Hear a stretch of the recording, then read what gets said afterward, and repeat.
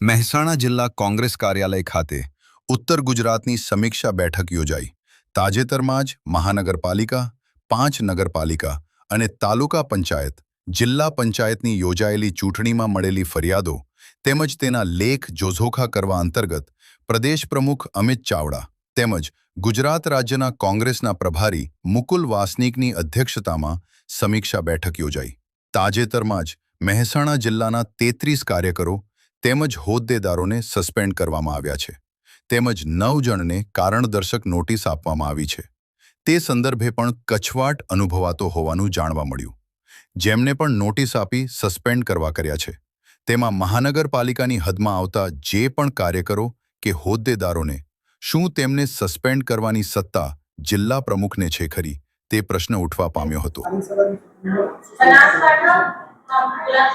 ખાસ કરીને સ્થાનિક સ્વરાજની ચૂંટણીઓ પછી જે પરિણામો આવ્યા એમાં બધાએ જોયું છે કે ભારતીય જનતા પાર્ટી અને સરકાર સામે તો લડીએ પણ આખી ચૂંટણી પોલીસ પ્રશાસન અને બુટલેગરો સામે લડ્યા છે અને જે રીતે સત્તાનો દુરુપયોગ કર્યા પછી પરિણામો આવ્યા અને પરિણામોની સમીક્ષા કરી રહ્યા છે। અમારા સંગઠનના પ્રભારી જનરલ સેક્રેટરી મુકુલ વાસનિકજી, અમારા વિધાનસભા પક્ષના નેતા તુષારભાઈ, અમારા એઆઈસીસી સેક્રેટરી ને બધા જ વરિષ્ઠ આગેવાનોની ઉપસ્થિતિમાં જિલ્લા વાઇઝ સમીક્ષા કરી રહ્યા। ક્યાં ક્યાં સંગઠનમાં કમીઓ રહી, ક્યાં અમારી ચૂક રહી, ક્યાં આગળ પોલીસ અને પ્રશાસનનો દુરુપયોગ થયો, કયા અધિકારીઓએ ભાજપનો ખેસ પહેરીને પોતાની સત્તાનો દુરુપયોગ કર્યો, પૈસા અને મસલ પાવરને બીજી રીતે કેવી રીતે ચૂંટણીઓને પ્રભાવિત કરી અને ખાસ કરીને આજે ઉત્તર ગુજરાતમાં જ્યારે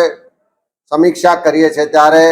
અરવલ્લી જિલ્લો હોય, એ મેઘરજ હોય, મોડાસા હોય કે આ બાજુ બનાસકાંઠા અને વાવથરા જિલ્લામાં જે રીતે આપણે દિયોદરની ઘટના જોઈ કે ચૂંટણીઓ પત્યા પછી બહુમતી જ્યાં કોંગ્રેસની આવી છે ત્યાં પણ સત્તા આંચકી લેવા માટે બધા જ નીતિ નિયમો શરમ નેવે મૂકી જાણે લોકશાહીની હત્યા કરવાની હોય, કોઈના અધિકાર જ ના હોય, જનાદેશનું અપમાન કરવાનું હોય, એવી રીતના જે પ્રયત્નો થયા છે એની સામે મજબૂતાઈથી કોંગ્રેસના કાર્યકરો લડ્યા છે। જ્યાં જ્યાં અમારી પક્ષમાં ક્યાંક કોઈ પક્ષ વિરોધી પ્રવૃત્તિ કરી કે જે ફરિયાદો આવી છે એની પણ સમીક્ષા કરી રહ્યા છે અને સાથે સાથે આવતા અઠવાડિયાથી આખા ગુજરાતમાં જે પેટ્રોલ, ડીઝલ ને સીએનજી નો ભાવ વધારો થયો અને એના કારણે બધી જ વસ્તુના ભાવ આસમાને છે,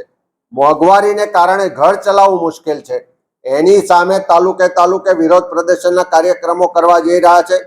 જે નીટની પરીક્ષા માટે લાખો વિદ્યાર્થીઓ આખા દેશમાં તૈયારી કરતા હતા,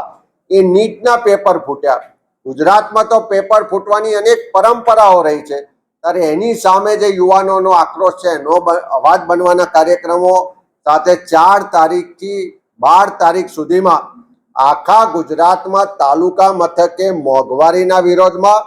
પેપર લીક અને જે વ્યવસ્થાઓમાં ભ્રષ્ટાચાર અને ગેરવહીવટ છે એની વિરુદ્ધમાં અમે વિરોધ પ્રદર્શનના કાર્યક્રમો કરવા જઈ રહ્યા છે અને આવતા મહિનાથી જુલાઈ મહિનાથી એક વિધાનસભા વાઇઝ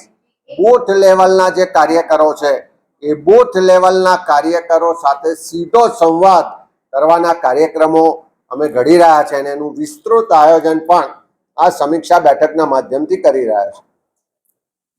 થેન્ક યુ।